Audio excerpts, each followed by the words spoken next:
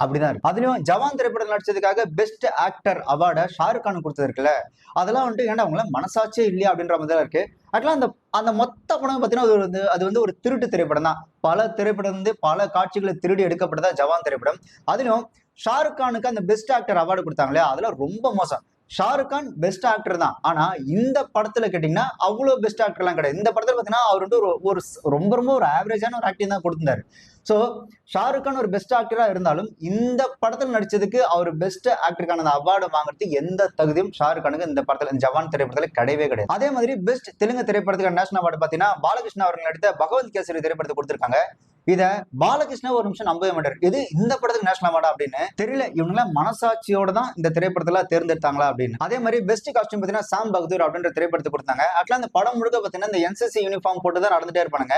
அப்படி என்ன அதுல பெஸ்ட் காஸ்டியூம் பார்த்தாலும் தெரியல. அதுக்கப்புறம் பெஸ்ட் டைரக்ஷன் அப்படின்னு பார்த்தீங்கன்னா, த கேரளா ஸ்டோரி. அதாவது அவங்களோட ப்ரொபகண்டாவ பிரபலப்படுத்துற ஒரு திரைப்படமா இருந்தனால அந்த படத்த அத குடுத்துட்டாங்க. அதே மாதிரி பெஸ்ட் சினிமாட்டோகிராஃபி அதுவும் த கேரளா ஸ்டோரி அந்த திரைப்படத்த தான் குடுத்திருக்காங்க. இந்த பிஜேபி காரனோட மனநிலை அரசியல்லயும் சரி, சினிமாலயும் சரி எவ்வளவு கேவலமான புத்திய கொண்டு வரானுங்க அப்படின்றதுக்கு இந்த விருதுல ஒரு மிகச்சிறந்த ஒரு உதாரணம்.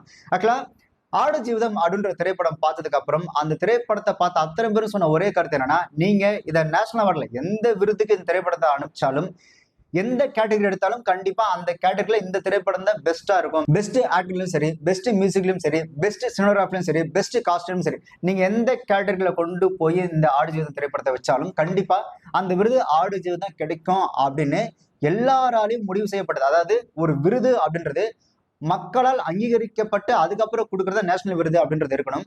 பட் ஆடு ஜீவிதத்த எந்த ஒரு சிங்கிள் கேட்டகரில கூட இவனுங்க கொண்டு போய் வைக்கவே இல்ல. அதுக்கு இவனுங்க என்ன சொல்றானுங்க அப்படின்னா, "ஏன்டா ஆடு ஜீவிதம்ன்ற இவ்வளவு பெரிய ஒரு கலைப்படைப்பு இருக்கும்போது, அதுக்கு ஏன் நீங்க எந்த கேட்டகரிலயும் விருது குடுக்கல?" அப்படின்னு கேட்டா, அந்த ஜூரி குழுவோட தலைவர் அசுதோர் கோவர்கர் அவர் என்ன சொல்லியிருக்கிறாரு அப்படின்னா, "ஆடு ஜீவிதம் திரைப்படம் எதார்த்தமா இல்ல.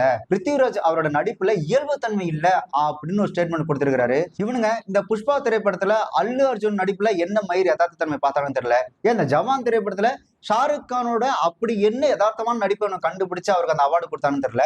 ஆடு ஜீவிதம் திரைப்படத்துல பிருத்திவிராஜோட நடிப்பு யதார்த்தமா இல்லன்னு இவனுங்கெல்லாம் என்ன சொல்றது? ஒரு ஒரு சாதாரண ஒரு மனுஷன் அந்த படத்த பார்த்தா கூட, மனசாட்சி இருக்கிற மனுஷன் அந்த படத்த பார்த்தான்னா, அவனுக்கு தெரியும். அப்ப அது எப்பேர்ப்பட்ட உழைப்பு, எந்த மாரியான ஒரு திரைப்படம், எப்பேர்ப்பட்ட ஒரு நடிப்பு அப்படின்றது. இவனுங்கலாம் இந்த தேசிய விருது குடுக்குற அந்த குழுவோட தலைவரா இருந்துகிட்டு, பிருத்திவிராஜோட நடிப்புல எதார்த்த தன்மை இல்ல, அந்த படம் இயல்பாவே இல்லன்னு சொல்றான் அப்படின்னா, இவன்லாம் என்ன புடுங்குறதுக்கு அந்த குழுவோட தலைவரா இருக்கான்னு தெரியல. மண்டையில மயிரு தான் இல்ல, மூளை கொஞ்சம் கூட இல்லன்னா எப்படி?